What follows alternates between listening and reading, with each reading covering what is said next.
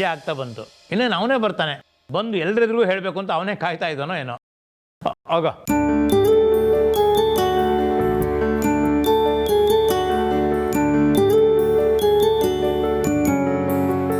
ಹೇಳ್ತಿದ್ದಾಗೆ ರಾಮ ಬಂದ್ಬಿಟ್ಟ. ರಾಮ್, ನಿನಗೆ 100 ವರ್ಷ ಆಯಸ್ಸು. ಈಗಷ್ಟೇ ನಿನ್ನ ವಿಷಯ ಮಾತಾಡ್ತಾ ಇದ್ದೋ.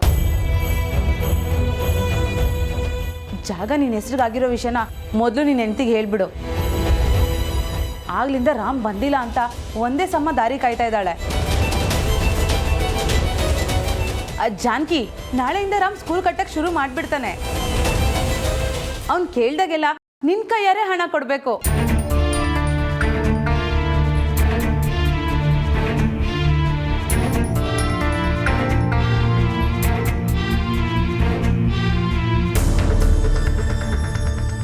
ರಮ, ಯಾಕೆ ಇದೆಯಾ? ಏನಾಯ್ತು? ಯಾಕೋ ಏನಾಯ್ತು? ರಮ, ಹೀಗೆ ಮೌನವಾಗಿದ್ರೆ ನಾವು ಏನು ಅನ್ಕೋಬೇಕು? ಏನಾಯ್ತು ಅಂತ ಹೇಳಪ್ಪ. ನನ್ನ ಪಾಠಶಾಲೆನ ಕಟ್ಟೋದಕ್ಕಾಗಲ್ಲ ಅಪ್ಪ.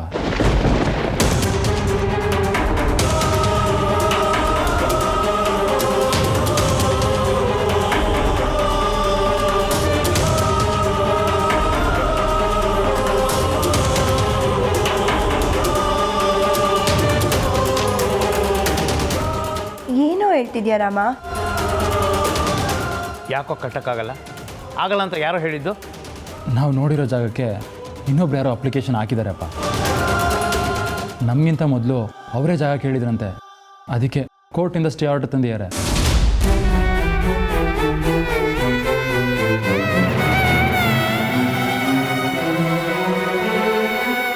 ಛೇ, ಏನ್ ರಾಮ್ ಈಗಾಗೋಯ್ತು? ದುಡ್ಡೆಲ್ಲ ಕೊಟ್ಟಿಲ್ಲ ತಾನೆ? ಎಲ್ಲ ಜೋಪಾನವಾಗಿದೆ ಅಲ್ವಾ? ಈಗೇನು ಮಾಡೋದು? ಇದಕ್ಕೆ ಬೇರೆ ದಾರಿನೇ ಇಲ್ವಾ? 1 ತಿಂಗಳು ಏನೂ ಹೇಳೋದಕ್ಕಾಗಲ್ವಂತೆ. ಅಲ್ಲಿವರೆಗೂ ಆ ಜಾಗದಲ್ಲಿ ಕೆಲಸ ಶುರು ಮಾಡೋಕ್ಕಾಗಲ್ಲ. ಮುಂದೆ ಏನಾಗುತ್ತೋ ನೋಡಬೇಕು ಅಜ್ಜಿ. ನಾನೊಂದು ಸರ್ತಿ ಮಾತಾಡಿ ನೋಡ್ತಿದ್ದೆ. ಇಲ್ಲ ಅಪ್ಪ, ನಾನು ಎಲ್ಲ ಥರ ರಿಕ್ವೆಸ್ಟ್ ಮಾಡಿಕೊಂಡೆ. ಕೋರ್ಟ್ ಆರ್ಡ್ರು, ನಾವೇನು ಮಾಡೋದಕ್ಕಾಗಲ್ಲ, ಅಲ್ಲೇ ಹೋಗಿ ಮಾತಾಡಿ ಅಂತ ಹೇಳ್ತಿದ್ದಾರೆ.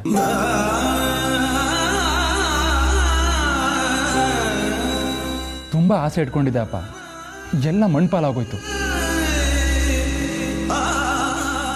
ಆ ದೇವರು ನನಗೆ ಮೋಸ ಮಾಡ್ಬಿಟ್ಟ ಅಪ್ಪ, ಮೋಸ ಮಾಡಿಬಿಟ್ಟ.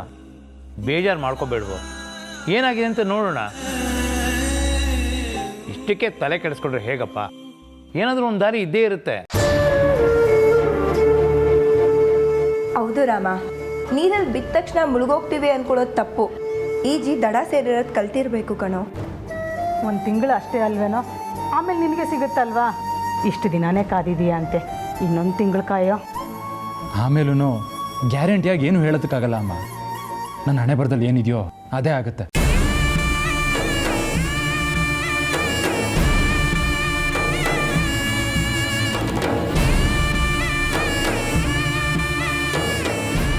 ಒಳ್ಳೆಯವ್ರ ಮೇಲೆ ತಪ್ಪು ಆರೋಪ ಮಾಡಿದರೆ ಇನ್ನೇನಾಗುತ್ತೆ? ಸಿಗೋ ಜಾಗಕ್ಕೆ ಮಣ್ಣೆ ಬೀಳೋದು.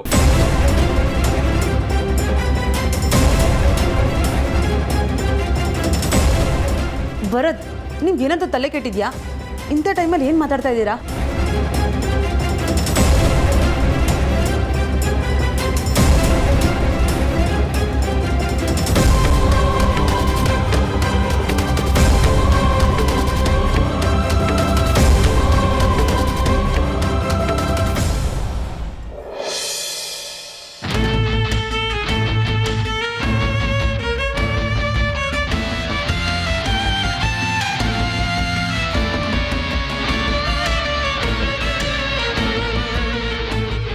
ರಾಮ್,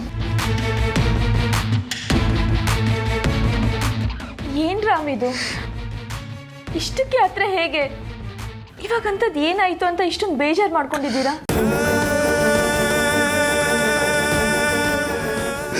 ನಾನು ಸೋತ್ಬಿಟ್ಟ ಜಾನಕಿ. ನನ್ನ ಕನಸು ಯಾವುದು ನೆರವೇರಲ್ಲ. ನಾನು ಅಂದ್ಕೊಂಡಿದ್ದು ಯಾವುದು ನಡೆಯಲ್ಲ. ನನ್ನ ಹಣೆ ಸರಿ ಇಲ್ಲ ಅಂತ ಅನ್ಸುತ್ತೆ ಜಾನಕಿ. ನನ್ನ ಜೀವನದಲ್ಲಿ ಗೆಲ್ಲಲ್ಲ ಜಾನಕಿ, ನನ್ನ ಜೀವನದಲ್ಲಿ ಗೆಲ್ಲಲ್ಲ. ನಾನು ಸೋತೆ, ನನ್ನ ಜೀವನನೇ ಮುಗ್ದೋಯ್ತು. ಆ ದೇವ್ರು ನನ್ನ ಮೋಸ ಮಾಡ್ಬಿಟ್ಟ ಜಾನಕಿ. ನಾನು ಕಟ್ಟಿಟ್ಕೊಂಡಿದ್ದ ಕನಸಲ್ಲ ಮುಚ್ಚಿ ನೂರು ಮಾಡ್ಬಿಟ್ಟ. ನನ್ನ ನಂಬಿಕೆನೆಲ್ಲ ಸುಳ್ಳು ಮಾಡ್ಬಿಟ್ಟ. ಇನ್ಯಾವತ್ತೂ ನಾನು ಅವನ್ನ ನಂಬಲ್ಲ. ರಾಮ್, ಏನಿದು ಚಿಕ್ಕ ಮಕ್ಕಳ ಥರ? ಸೂರ್ಯನಿಗೆ ಮೋಡ ಮರೆಯಾದ ತಕ್ಷಣ ಸೂರ್ಯ ತನ್ನ ಶಕ್ತಿ ಕಳ್ಕೊತಾನ? ಜಗತ್ತಿಗೆ ಬೆಳಕು ಕೊಡೋದನ್ನ ನಿಲ್ಲಿಸ್ತಾನ? ಈ ನನ್ನ ಕತ್ತಲಲ್ಲಿ ಸಿಕ್ಕಾಕೊಂಡು ಬೆಳ್ಕೊಡ್ಕೋತಾರ ಆಗಿದೆ ಜಾನಕಿ. ನನ್ನ ಜೀವನದಲ್ಲಿ ಬಂದಿರೋ ಮೋಡ ಯಾವತ್ತೂ ದೂರ ಆಗಲ್ಲ. ನನ್ನ ಕತ್ಲಲ್ಲೇ ಬದುಕಬೇಕು ಜಾನಕಿ. ಅದೆಲ್ಲ ನಿಮ್ಮ ಭ್ರಮೆ ರಾಮ್. ಯಾರ ಜೀವನನೂ ಕತ್ಲಲ್ಲಿಲ್ಲ. ಬೆಳಕು ಬಂದೇ ಬರುತ್ತೆ. ಬೆಳಕನ್ನು ನಾವು ಕಣ್ ತೆರೆದು ನೋಡ್ಬೇಕಷ್ಟೆ. ಬಾಗ್ಲನ್ನ ಮುಚ್ಕೊಂಡು ಕೂತ್ರೆ ಬೆಳಕು ಹೇಗೆ ಕಾಣಿಸುತ್ತೆ ಹೇಳಿ? ಇವಾಗ ನನ್ನ ಪಾಲಿಗೆ ಎಲ್ಲ ಬಾಗ್ಲು ಮುಚ್ಚೋಗಿದೆ ಜಾನಕಿ. ನಾನು ಕಣ್ಣಿದ್ದು ಕುರುಡ ಆಗಿದ್ದೀನಿ. ರಾಮ್, ಇದು ನೀವ ಮಾತಾಡ್ತಿರೋದು? ನನ್ ರಾಮ್ ಯಾವುದಕ್ಕೂ ಹೆದರಲ್ಲ. ಏನೇ ಬಂದ್ರು ಧೈರ್ಯವಾಗಿ ಎದುರಿಸ್ತಾರೆ ಅಂತ ಅನ್ಕೊಂಡಿದ್ದೆ. ಆದ್ರೆ ಇಷ್ಟೊಂದು ಧೈರ್ಯ ಕಳ್ಕೊಂಡು ಜೀವನಾನೇ ಸಾಕು ಅಂತ ಅಂತೀರಾ ಅಂತ ನಾನು ಅನ್ಕೊಂಡಿರ್ಲಿಲ್ಲ. ಇನ್ನೂ ನನ್ನ ಜೀವನದಲ್ಲಿ ಏನು ಉಳ್ಕೊಂಡಿದೆ ಜಾನಕಿ? ಎಲ್ಲ ಮುಗ್ದೋಯ್ತಲ್ಲ. ನಾನು ಅನ್ಕೊಂಡಂಗೆ ಎಲ್ಲ ನಿರಾಸೆ ಆಗೋಯ್ತು. ಏನೂ ಆಗಿಲ್ಲ. ಒಂದ್ ಚಿಕ್ಕ ಸಮಸ್ಯೆ ಬಂದಿದೆ ಅಷ್ಟೇ. ಅದನ್ನೇ ದೊಡ್ಡದಾಗಿ ತಗೊಂಡ್ರೆ ನಾವು ಮುಂದೆ ಹೋಗಕ್ಕಾಗಲ್ಲ. ಬೆಟ್ಟನೇ ಆಗ್ಲಿ ಸಮಸ್ಯೆನೇ ಆಗ್ಲಿ, ನಾವು ಅದನ್ನ ದೊಡ್ಡದು ಅಂತ ಅನ್ಕೊಂಡ್ರೆ ನಾವು ಅದನ್ನ ಎದುರಿಸಕ್ಕಾಗಲ್ಲ ರಾಮ್. ಮೇಲೆ ಹತ್ತಿ ನಿಂತಾಗ್ಲೇ ಗೊತ್ತಾಗೋದು ಅದು ನಮ್ಮ ಕಾಲ್ ಕೆಳಗಡೆ ಇದೆ ಅಂತ. ನಾವು ಏನೇ ಯೋಜನೆ ಹಾಕೊಂಡ್ರು ಅಂತಿಮ ನಿರ್ಧಾರ ಮಾತ್ರ ಪರಮಾತ್ಮಂದೆ. ಹಾಗಂತ ಅವನು ನಮಗೆ ಮೋಸ ಮಾಡ್ತಾ ಇದ್ದಾನೆ ಅಂತ ಅಲ್ಲ, ನಮ್ಮಲ್ಲಿರೋ ಶಕ್ತಿನ ಪರೀಕ್ಷೆ ಮಾಡ್ತಿದ್ದಾನೆ. ಕೆಲವೊಂದ್ಸಲ ನಾವೇ ಮುಳ್ಳಿನ ಮೇಲೆ ಕಾಲಿಡ್ಬೇಕಾಗತ್ತೆ. ಕಾಲಿಟ್ಟವ್ರು ನಾವೇ ಮುಳ್ಳಿನ ಮೇಲೆ ಆಪಾದನೆ ಮಾಡೋಕ್ಕಾಗತ್ತಾ? ಎಲ್ಲೋ ಏನೋ ತಪ್ಪಾಗಿದೆ, ಅದು ನಮಗೆ ಗೊತ್ತಾಗ್ತಿಲ್ಲ. ಏನಾಗಿದೆ ಅಂತ ನೋಡೋಣ. ಏನೇ ಬಂದರೂ ಧೈರ್ಯವಾಗಿ ಎದುರಿಸೋಣ. ಏನೂ ಆಗಲ್ಲ ಅಂತ ಕೈ ಕಟ್ ಕೂತ್ರೆ ಮುಂದೆ ಬರೋ ಅವಕಾಶನೂ ಕಳ್ಕೋಬೇಕಾಗುತ್ತೆ. ಯಾವತ್ತೂ ಆಗಲ್ಲ ಅಂತ ಮಾತ್ರ ಹೇಳಬೇಡಿ. ಧೈರ್ಯ ಕಳ್ಕೋಬೇಡಿ ರಾಮ್. ನಿಮ್ಮ ಜೊತೆ ನಾನಿದ್ದೀನಿ. ಇಲ್ಲ ಜಾನಕಿ, ನನ್ನಿಂದ ಆಗ್ತಾ ಇಲ್ಲ. ನಾನು ಎಲ್ಲ ಕಡೆಯಿಂದನೂ ಪಂಜರದಲ್ಲಿ ಸಿಕ್ಕಾಕೊಂಡಿದ್ದೀನಿ. ಹೊರಗೆ ಬರೋದಕ್ಕೆ ಆಗ್ತಾ ಇಲ್ಲ ನನ್ನ ಕೈಲಿ. ದಯವಿಟ್ಟು ನನ್ನ ಪಾಡಿಗೆ ಒಬ್ಬನೇ ಬಿಟ್ಬಿಡು ಪ್ಲೀಸ್. ಇದಕ್ಕೇನಾ ರಾಮ್ ನಾನು ನಿಮ್ಮ ಹೆಂಡತಿ ಆಗಿದ್ದು? ನೀವು ನನ್ನನ್ನು ಇಷ್ಟೇನ ಅರ್ಥ ಮಾಡ್ಕೊಂಡಿದ್ದು? ಮುಳುಗ್ ಹೋಗ್ತಿದ್ ನನ್ನ ಜೀವನಕ್ಕೆ ಆತ್ಮವಿಶ್ವಾಸ ತುಂಬಿ ದಡ ಸೇರಿಸ್ತವ್ರು ನೀವು. ಈಗ ನಿಮ್ಮನ್ನ ಮುಳುಗೋಕೆ ನಾನು ಬಿಡ್ತೀನಾ? ನನಗೆ ಎಷ್ಟೆಲ್ಲ ಧೈರ್ಯ ಹೇಳಿದವರು ಈಗ ನೀವೇ ಧೈರ್ಯ ಕಳ್ಕೊಂಡ್ರೆ ಹೇಗೆ ರಾಮ್? ಇನ್ನೊಬ್ಬರಿಗೆ ಆಧಾರ ಆಗೋದು ತುಂಬ ಸುಲಭ ಜಾನಕಿ, ಆದರೆ ನಮಗೆ ನಾವೇ ಆಸರ ಆಗೋದು ತುಂಬ ಕಷ್ಟ. ಧೈರ್ಯನ ಹೇಳ್ದು ಸುಲಭವಾಗಿ ನಾವು ತಂದ್ಕೊಳ್ಳೋದಕ್ಕಾಗಲ್ಲ. ಸೋಲು ನಮ್ಮನ್ನ ಇನ್ನಷ್ಟು ಕುಗ್ಸುತ್ತೆ ಹೊರತು ಮೇಲತ್ತಲ್ಲ. ಯಾವ ಸೋಲು ಶಾಶ್ವತ ಅಲ್ಲ. ಬಿದ್ದಾಗ ನಾವು ಹೇಳೋದು ಕಲ್ತಿಲ್ಲ ಅಂದರೆ ಮುಂದೆ ಸಾಗೋಕ್ಕೂ ಆಗಲ್ಲ. ಈಗ ನಾನು ಮಾತ್ರ ಬಿದ್ದಿಲ್ಲ ಜಾನಕಿ. ನನ್ನ ಆಸೆ, ಕನಸು, ನನ್ನ ಆಶಾ ಗೋಪುರ ಎಲ್ಲ ಕೆಳಗೆ ಬಿದ್ದೋಗಿದೆ. ನಾನು ಮತ್ತೆ ಎದ್ದಾಳೋದಕ್ಕೆ ಸಾಧ್ಯನೇ ಇಲ್ಲ. ಇದೇ ನೀವು ಮಾತಾಡ್ತಿರೋದು ದೊಡ್ಡ ತಪ್ಪು. ಎದ್ದೇಳಕ್ಕಾಗಲ್ಲ ಅಂತ ಸುಮ್ಮನೆ ಕೂತ್ರೆ ಕಷ್ಟ ನಮ್ಮನ್ನ ನೋಡಿ ನಗುತ್ತೆ ಹೊರತು ಓಡ್ ಹೋಗಲ್ಲ. ಮನುಷ್ಯರಿಗೆ ಕಷ್ಟ ಅವಮಾನ ಎದುರಾದಾಗ್ಲೇ ಏನಾದರೂ ಸಾಧಿಸ್ಬೇಕು ಅನ್ನೋ ಛಲ ಹುಟ್ಕೊಳ್ಳೋದು. ಆಗ್ಲೇ ತನ್ನ ಒಳಗಿನ ಶಕ್ತಿ ಅವ್ರಿಗೆ ಏನು ಅಂತ ಗೊತ್ತಾಗೋದು. ಇದಕ್ಕೆ ನಿಮ್ಗೊಂದು ಚಿಕ್ಕ ಎಕ್ಸಾಂಪಲ್ ಕೊಡ್ಲಾ? ಚಿಕ್ಕಮಂಗ್ಳೂರಲ್ಲಿ ಅಣಜೂರ್ ಅಂತ ಒಂದು ಊರಿದೆ. ಅಲ್ಲಿ ಬಡತನದ ಒಂದು ಕುಟುಂಬ ಇತ್ತು. ರಾಜು ಶಾರದಾ ಅಂತ ಇಬ್ರು ದಂಪತಿಗಳು ಜೀವನ ಮಾಡ್ತಾ ಇದ್ರು. ಅವರು ಅವತ್ತಿನ ಹೊಟ್ಟೆನ ಅವ್ರ ದುಡಿಮೆಯಿಂದಲೇ ತುಂಬಿಸ್ಕೋಬೇಕಿತ್ತು. ಅವ್ರ ಸಮಸ್ಯೆ ಏನಂದ್ರೆ ಆ ಊರಿಗೆಲ್ಲ ಇರೋದು ಒಂದೇ ನಲ್ಲಿ. ಅದ್ರಲ್ಲಿ ಬರೋ ನೀರನ್ನೇ ದಿನಾಲು ಬಳಸ್ಬೇಕಾಗುತ್ತೆ. ಇವ್ರು ಕಷ್ಟಪಟ್ಟು ನೀರ್ ತರಕ್ ಹೋದ್ರೆ ನೀರ್ಗಿಂತ ಜನರಿಂದ ಬೈಗಳಗಳೇ ಜಾಸ್ತಿ ಸಿಕ್ತಿತ್ತು. ಹೋದಾಗೆಲ್ಲ ಇವ್ರಿಗೆ ಅವಮಾನನೇ ಗತಿ. ಆಗ ಗಂಡ ಹೆಂಡತಿ ಒಂದು ನಿರ್ಧಾರ ಮಾಡ್ತಾರೆ. ಏನ್ ಗೊತ್ತಾ, ದಿನ ಅವಮಾನ ಅನುಭವಿಸೋದಕ್ಕಿಂತ ನಾವು ಕಷ್ಟಪಟ್ರೆ ಯಾಕೆ ನಮ್ಮನೇಲೆ ನೀರು ತರಕ್ಕಾಗಲ್ಲ? ಅವತ್ತಿಂದಾನೇ ಕೆಲಸ ಶುರು ಮಾಡ್ತಾರೆ. ದಿನ ಬೆಳಗ್ಗೆ ಎದ್ದು ಬಾವಿನ ತೋಡಕ್ ಶುರು ಮಾಡ್ತಾರೆ. ಆಮೇಲೆ ಕೂಲಿ ಕೆಲಸ, ಆಮೇಲೆ ಮನೆಗೆ ಬಂದ್ಮೇಲೆ ಮತ್ತೆ ಬಾವಿ ತೋಡೋ ಕೆಲಸ. ಹಗಲು ರಾತ್ರಿ ಅಂದೆ ಶ್ರಮ ಪಟ್ಟು 2 ತಿಂಗಳಲ್ಲಿ ಬಾವಿನ ಸಂಪೂರ್ಣ ಮಾಡ್ತಾರೆ. ಬಾವಿಲಿ ನೀರು ಬರುತ್ತೆ. ಊರವರೆಲ್ಲ ಅದೇ ನೀರನ್ನು ಬಳಸೋಕೆ ಶುರು ಮಾಡ್ತಾರೆ. ಅವಮಾನ ಮಾಡಿದವರೆಲ್ಲ ಅವ್ರ ಹತ್ರನೇ ಬರ್ತಾರೆ. ಒಂದು ವೇಳೆ ಅವ್ರಿಗೆ ನಮ್ಮ ಕೈಲಿ ಏನೂ ಆಗಲ್ಲ ಅಂತಿದ್ರೆ ಏನಾಗ್ತಿತ್ತು ಹೇಳಿ ರಾಮ್? ಅವಮಾನ ಅನುಭವಿಸ್ತಾನೇ ಇದ್ರು. ನೀರು ಕುಡಿಯೋಕೆ ಇನ್ನೊಬ್ರ ಹತ್ರ ಕೈ ಚಾಚ್ತಾನೆ ಇರ್ತಿದ್ರು. ಅವ್ರ ಧೈರ್ಯ, ಅವ್ರ ಶ್ರಮ ಯಾವತ್ತೂ ಅವ್ರ ಕೈ ಬಿಡಲಿಲ್ಲ.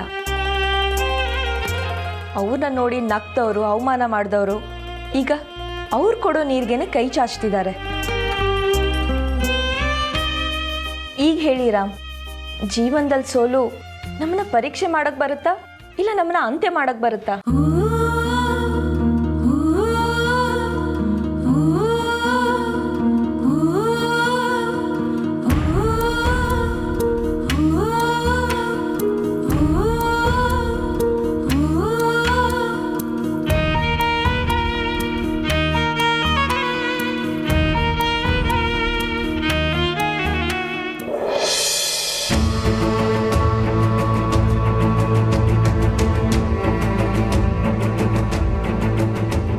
ದೋಸ್ತ್, ನಿನಗೆ ಕೆಲಸ ಸಿಕ್ತು.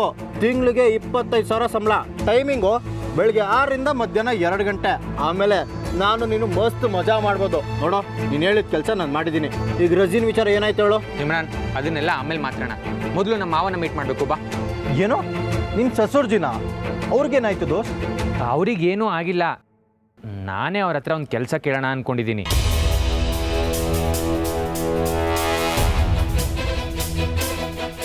ಏನು ಹೇಳ್ತಿದ್ಯಾ ದೋಸ್ತ್? ನಾನು ನಿನಗೆ ಅಂತ ಇಲ್ಲಿ ಮಾತಾಡಿ ನನ್ನ ಫ್ರೆಂಡ್ ಹತ್ರ ಕೆಲಸ ನೋಡಿಟ್ರೆ ನೀನು ಬಂದು ಈಗ ಸಸೂರ್ಜಿ ಹತ್ರ ಕೆಲಸ ಮಾಡ್ತೀನಿ ಅಂತ ಹೇಳ್ತೀಯ. ಇದು ನೆನ್ನೆನೇ ಹೇಳಕ್ಕೆ ಏನಾಗಿತ್ತು? ನಿನ್ನೆ ನನಗೆ ಆ ಯೋಚನೆ ಬರಲಿಲ್ಲ, ಇವಾಗ ಬಂತು. ಅಲ್ಲ ದೋಸ್ತ್, ದಿನಕ್ಕೊಂದೊಂದು ಯೋಚನೆ ಮಾಡ್ತೀಯ. ನಮ್ಮ ಮನೇಲಿ ಏನಾಯಿತು ಅಂತ ನಿಂಗೆ ಗೊತ್ತಿಲ್ಲ ಇಮ್ರಾನ್. ಏನಾಯ್ತು ದೋಸ್ತ್ ಮನೇಲಿ? ಇಲ್ಲಪ್ಪ, 5 ಲಕ್ಷ ಕಡಿಮೆ ಬರ್ತಾ ಇದೆ.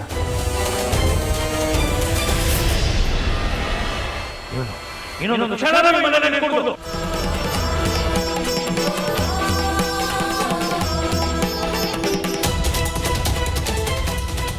ನಾನು ತಪ್ಪು ಮಾಡ್ದೇನೆ ಅಪವಾದ ಹೊತ್ಕೊಂಡು ಏಟ್ ತಿನ್ಬೇಕಾಯ್ತು. ನನಗೆ ಎಷ್ಟು ಅವಮಾನ ಆಗಬಾರ್ದು ಹೇಳು. ಆಗಲೇ ಮನೆ ಬಿಟ್ಟು ಹೋಗೋಣ ಅಂದ್ಕೊಂಡೆ. ನನ್ನ ಹೆಂಡ್ತಿನೇ ಬೇಡ ಅಂದ್ಲು. ನಮ್ಮ ಅಪ್ಪನ ಹತ್ರ ಹೋದರೆ ನಿಂಗೆ ಖಂಡಿತ ಒಳ್ಳೆ ಕೆಲಸ ಕೊಡ್ತಾರೆ ಅಂದ್ಲು. ಅದಕ್ಕೆ ಹೋಗಬೇಕು ಅಂತ ನಿರ್ಧಾರ ಮಾಡ್ಕೊಂಡು ಬಂದಿದ್ದೀನಿ. ಕರೆಕ್ಟ್ ದೋಸ್ತ್, ಬಿ ಹೇಳಿದ್ದು ಎಲ್ಲ ಪರ್ಫೆಕ್ಟ್ ಆಗಿದೆ. ನೀನು ಒಳ್ಳೆ ನಿರ್ಧಾರನೇ ಮಾಡಿದ್ಯಾ. ನನಗಂತೂ ಇಷ್ಟ ಆಯಿತು. ನೋಡಿದ್ಯಾ ಇಮ್ರಾನ್, ನಮ್ಮ ಮನೆಯವರೇ ನನಗೆ ಹೇಗೆ ಮೋಸ ಮಾಡಿಬಿಟ್ರು. ಮಾಡದೆ ಇರ್ತಾರ ದೋಸ್ತ್. ನಿನ್ನಿಂದ ಮನೆಗಾದ್ರೂ ಏನು ಯೂಸ್ ಇದೆ? ಅವ್ರು ಅದಕ್ಕೆ ಯೋಚನೆ ಮಾಡಿರ್ತಾರೆ, ಯಾಕೆ ನಿನಗೆಲ್ಲ ತಂದಾಕಬೇಕು ಅಂತ. ಮನೆ ಬಿಟ್ಟೋದ್ರೆ ಹೋಗ್ಲಿ ಅಂತ ಇಷ್ಟೆಲ್ಲ ಡ್ರಾಮಾ ಮಾಡಿದ್ದಾರೆ.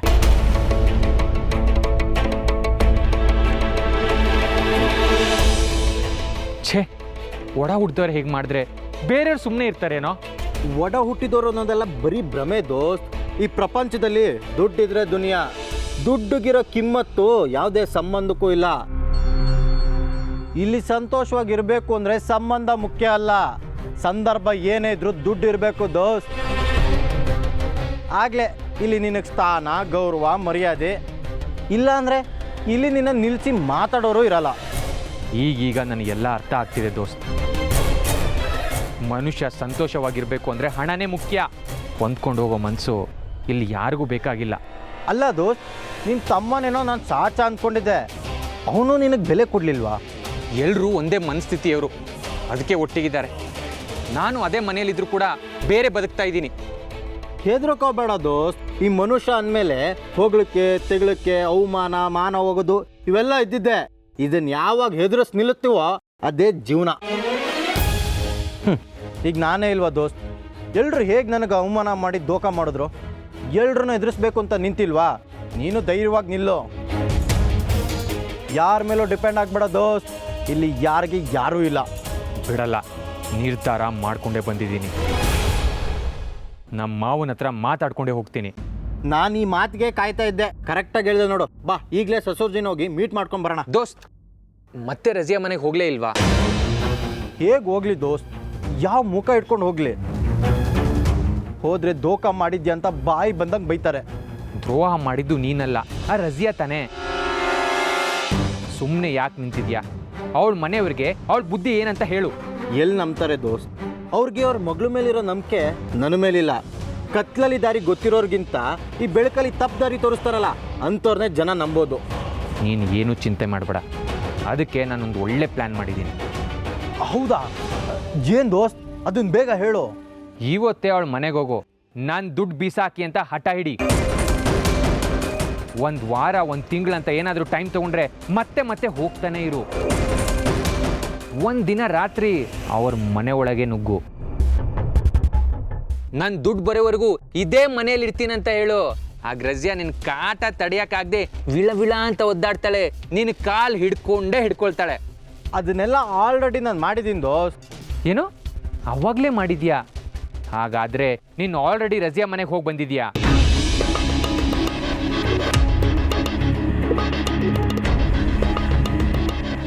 ಇಲ್ಲ, ಹೋಗಿಲ್ಲ. ಅದನ್ನೆಲ್ಲ ಆಲ್ರೆಡಿ ಪ್ಲ್ಯಾನ್ ಮಾಡಿದ್ದೀನಿ ಅಂತ ಹೇಳಿದೆ. ನಿನ್ನ ಒಂದು ಮಾತು ಕೇಳಿ ಹೋಗೋಣ ಅಂತ ಸುಮ್ಮನೆ ಇದ್ದೀನಿ. ಪ್ಲ್ಯಾನ್ ಮಾಡಿದ ಮೇಲೆ ಕಣಿ ಕೇಳೋದೇನು, ಹೋಗ್ತಾನೆ ಇರಬೇಕು. ಅವರಿಗೆಲ್ಲ ಹಾಗೆ ಮಾಡಿದ್ರೆ ಬುದ್ಧಿ ಬರೋದು. ಇಷ್ಟು ಹೇಳಿದ್ಮೇಲೆ ಸುಮ್ಮನೆ ಇರ್ತೀನ? ಈಗಲೇ ಹೋಗ್ತೀನಿ, ಹೋಗಿ ಹೇಗೆ ಆವಾಜ್ ಆಗ್ತೀನಿ ನೋಡು. ಈಗೇನು ಹೋಗೋದು ಬೇಕಾಗಿಲ್ಲ, ಸದ್ಯಕ್ಕೆ ನನ್ನ ಜೊತೆ ಬಾ.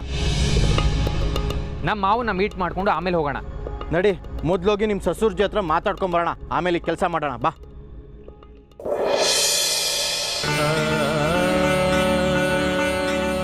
ಏನು ನಾರಾಯಣ, ಇದು ಹೀಗಾಗೋಯ್ತು.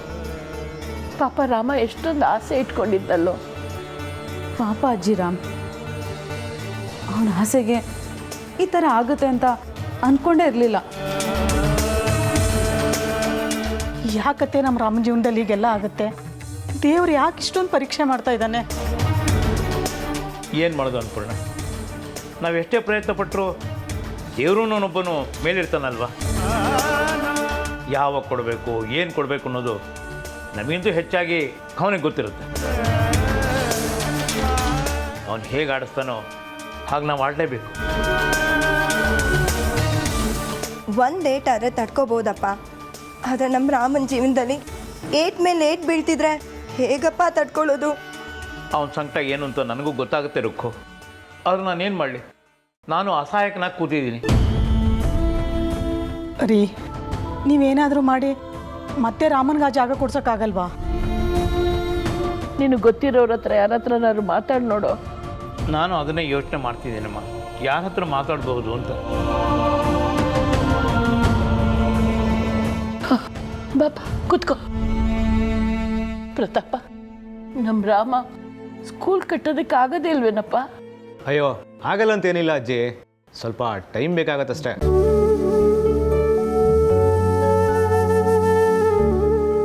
ನಾಳೆನೇ ಕೆಲಸ ಶುರು ಮಾಡ್ಕೋಬೇಕು ಅಂತ ಎಲ್ಲ ರೆಡಿ ಮಾಡ್ಕೊಳೋ ಅಷ್ಟರಲ್ಲಿ ಹೀಗಾಗೋಯ್ತಲ್ಲ ಪ್ರತಾಪ.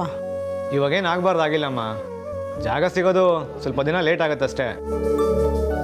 ಸ್ವಲ್ಪ ದಿನ ಕಾದು ನೋಡೋಣ. 1 ತಿಂಗಳಾಗತ್ತೆ ಅಂತಾನೆ, ಅದು ಗ್ಯಾರಂಟಿ ಹೇಳೋಕ್ಕಾಗಲ್ಲ ಅಂತಿದ್ದಾನೆ.